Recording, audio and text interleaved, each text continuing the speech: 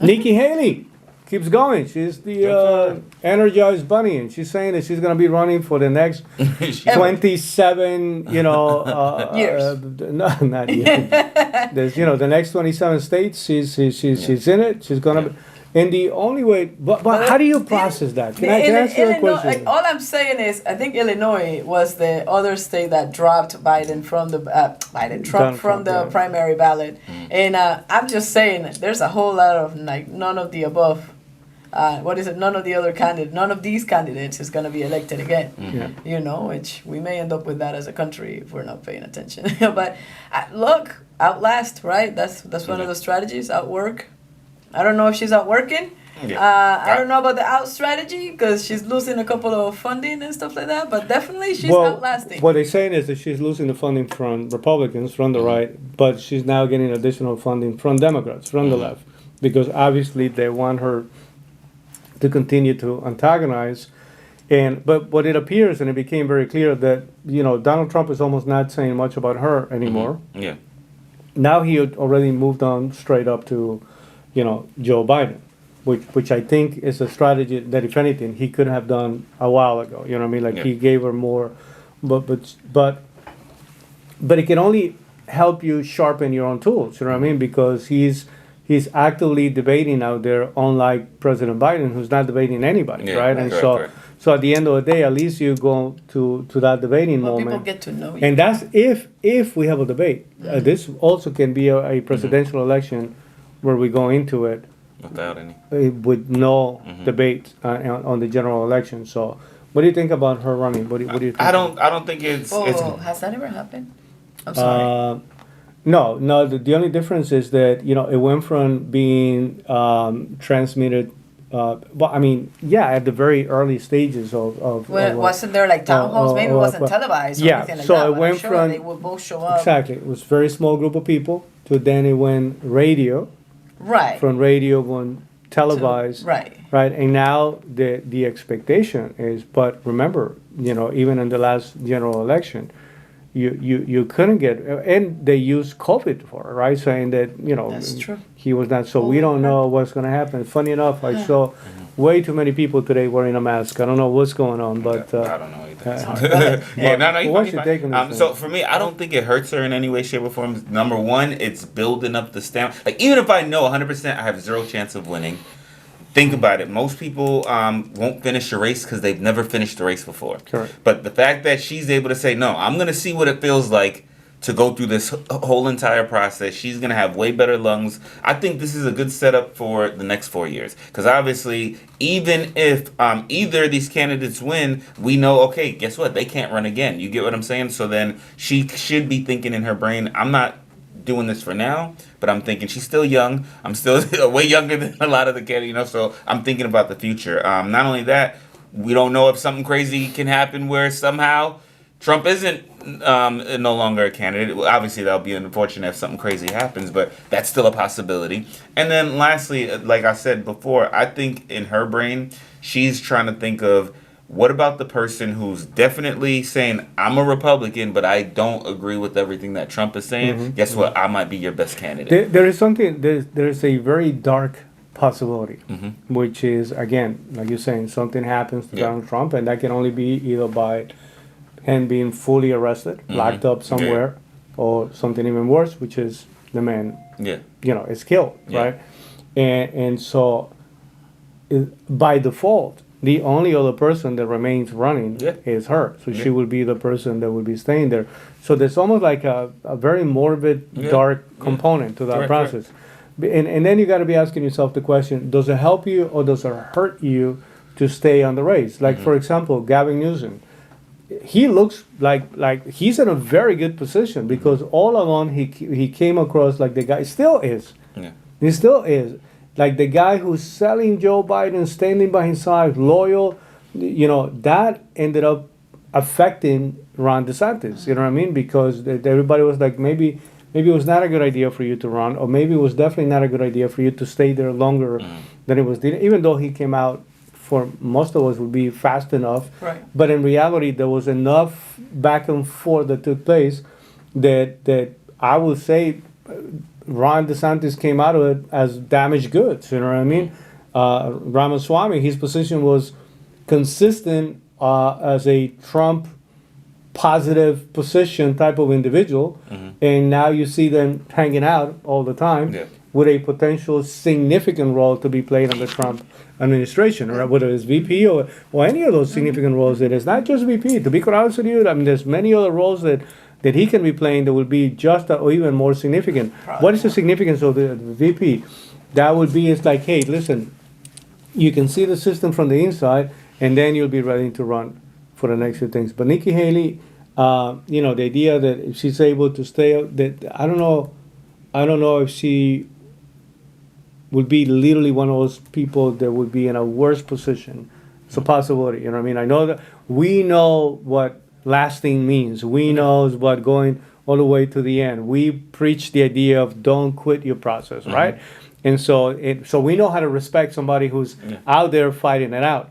But that doesn't mean that every single fight can get you in a better place or in a better position. But let's see how it goes. You know what I mean? I just that in the back of my head, I'm always thinking about that dark component. You know what I mean? Where but God willing, hopefully things are going to play out the way we're supposed to. Everybody will be healthy, nothing out of control. Because at this point, we are borderline playing around with the rules of our own Constitution. You know what I mean? So for the first time, somebody's saying. Patrick had yesterday, I don't know if it was yesterday or a couple of days ago, the guy who was the original founder of Blackwater. The defense contractor. Yeah, defense contractor. And this guy was literally painting a picture of what a civil war would look like today. And it's not the North versus the South. It said is urban areas against city populated, suburban, you know what I mean? And he said, I will tell you, anybody that is in a big city, anybody that think about New York, think about Chicago, think about how easy it would be to make sure that this many millions of people will be cut off from main supplies of. I mean, this is a different animal. He said that we don't want to get to the point where there is a situation like that playing out or taking place because it would be. There's a little bit of that'll happen. I don't know what ended up happening with the trucks, that weren't going in. Yeah, again, that was an emotional thing that looked like it was going to go, but at the end of the day, thank God, cooler heads prevailed because also, like you say, there's a lot of people that are not even paying. There's a lot of people that don't even know this situation is taking place right now, right? And to have people to get affected as it is, prices are already through the roof. As a matter of fact, guys, I want to close this conversation today talking about, I don't know if you know, the other day, a report came out talking about people that are already struggling financially, talking about people that are already having a hard time with prices.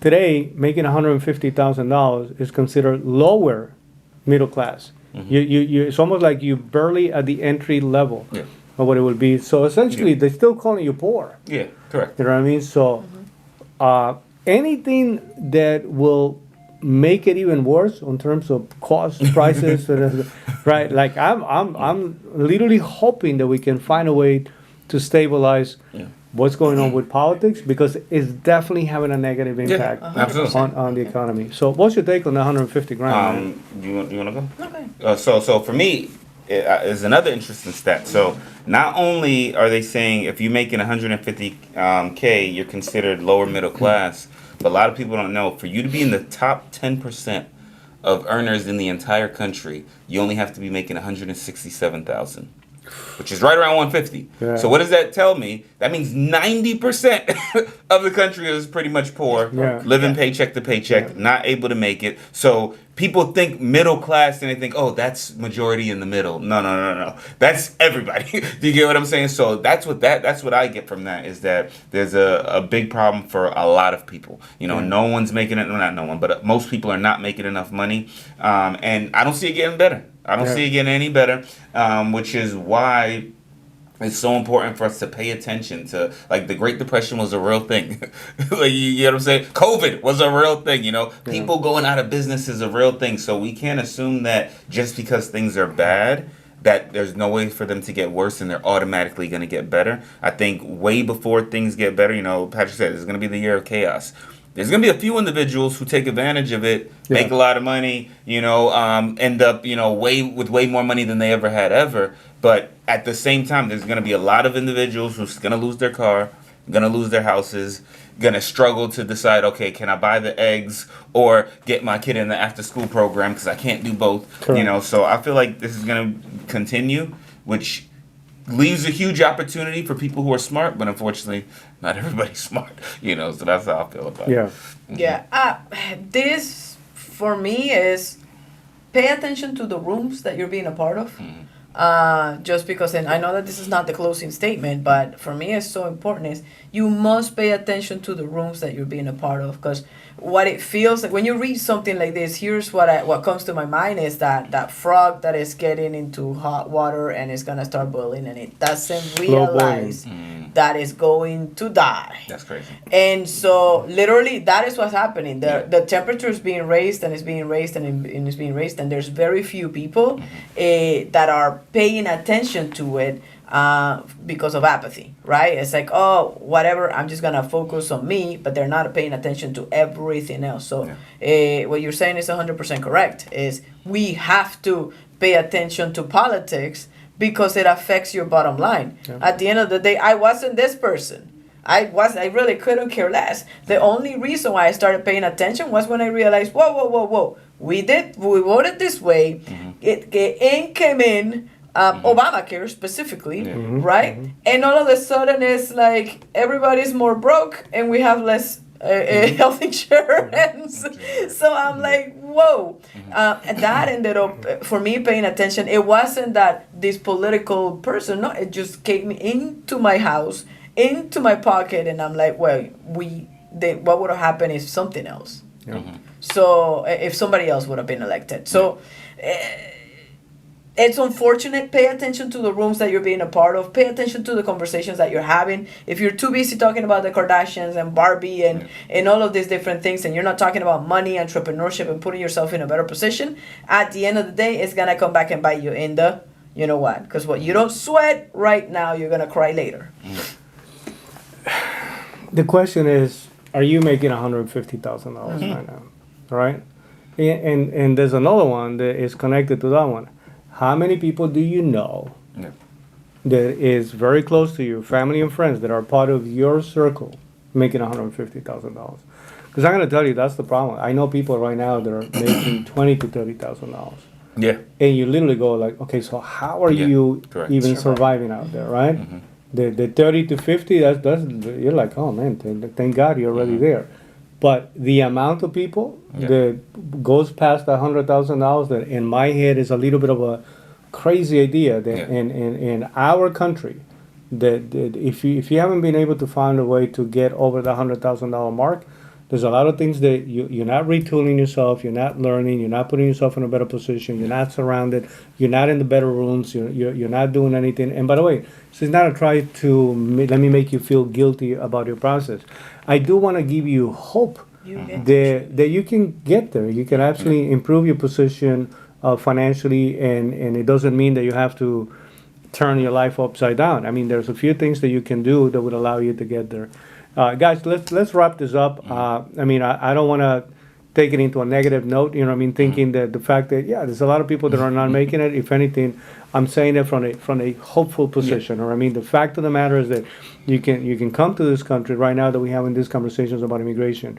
Do what you have to do, learn the language, learn something, a set of skills, be in the right place, in the right environment, in the right industry, and get yourself to the point where you can be a productive individual for society, and at the same time do what you need to do for your family. The more money you make, if you how do we help poor people? Well, remove yourself from the poverty line, and that would be a phenomenal step to take. So let's wrap it up. What do you? So for me, I would say the biggest blessing we all got to remember is that we live in America.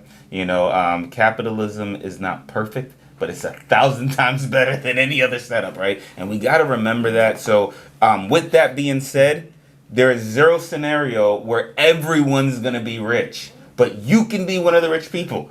if you choose to. There's zero scenario where everybody's going to be broke, but you got to decide, am I going to be one of the broke people or not? So I think the biggest blessing, like I said, is that we live in a country where we get to choose which side of the fence we're going to be on, regardless of how many people's on which side. So there's going to be some broke people, some rich people, some successful people, some unsuccessful. You get to choose which one of those positions you want to be in. So hopefully, you get more in tune with podcasts like this, people who are entrepreneurs, people who are telling you things that, hey, is going to put you in a better position versus settling for where you are. Don't ever do that. So I think it's just exciting that we live in the greatest country ever, regardless of all the things we're still trying to fix with the country, so that we can put ourselves in the best position. Yes, I agree. Mm-hmm. America's the best. Yes.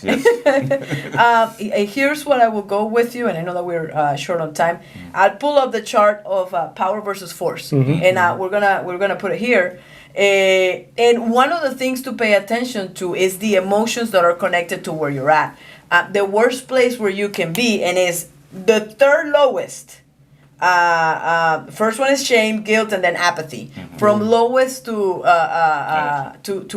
getting better, apathy is the worst place. So because whatever you're finding in the news, when you're working, you don't necessarily are not having the best conversations. Whatever it is that is happening, the worst place to be is apathy. When you tell me that there may be a place where there is no debate, that scares the living out of me, because that's apathy. Can we move forward to that? We don't have to be enlightened, because that's not going to happen. But can you go to neutrality? Can you go to even reasoning? Where you have the opportunity to say, well, I'm willing to hear. I'm willing to put myself in a different position. And so that's my invitation for you, is look at this chart, understand where you're at in all aspects of life, fitness, family, faith, financial, especially, all of those different things. And can you move yourself from one side of the equation to the higher side of the equation? How fast, how soon, so that you can have a different life starting right now.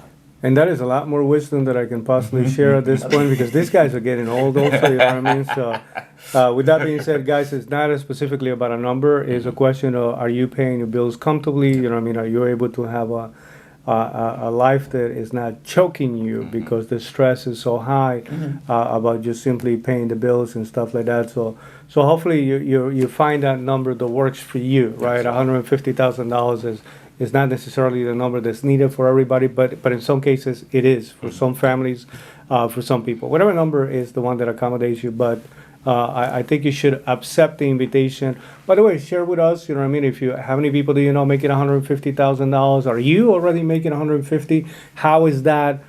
Any money that you're making right now, I would love to hear as to whether or not the money that you're making is allowing you to cover all your expenses comfortably, and hopefully giving you the opportunity to start building a little bit of a retirement for your future. With that being said, hopefully this was helpful to you. Yes. Please share, just pass it around, family, friends, we want to do exactly what Lorena was describing. We want to make sure that we can help people stay away from apathy, you know what I mean? So you can at least be introduced to certain conversations, hopefully in a more simple way. With that being said, comment, absolutely. Yes. Thank you.